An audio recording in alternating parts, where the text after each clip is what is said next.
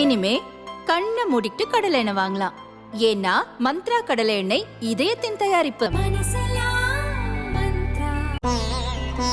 தினம்தோறும் விளக்கேற்ற நல்ல எண்ணெய் இதயம் நல்லெண்ணெய்.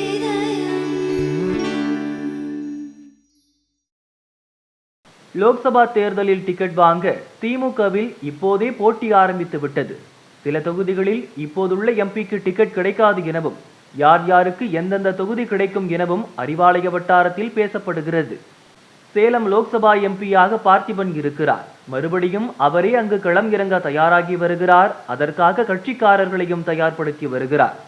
பார்த்திபனுக்கு கட்சி மேலிடமும் சீட் வழங்க தயாராக இருந்த நேரத்தில் சேலம் மாவட்டத்தைச் சேர்ந்த முன்னாள் அமைச்சர் செல்வகணபதி அவருக்கு போட்டியாக களத்தில் குதித்துள்ளார்.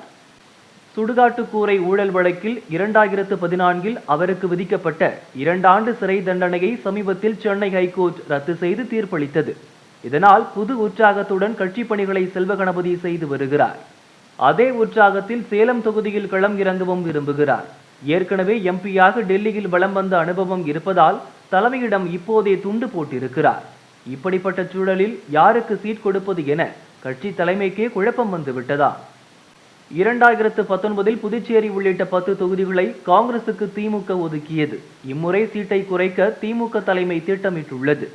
கடைசி நேரத்தில் தொகுதி பங்கீடு பேச்சில் இழுபறி ஏற்பட்டால் சேலம் தொகுதியை காங்கிரஸ் பக்கம் தள்ளிவிட்டாலும் ஆச்சரியப்படுவதற்கில்லை என சேலத்தைச் சேர்ந்த திமுக புள்ளிகளே பேசிக் கொள்கிறார்கள்.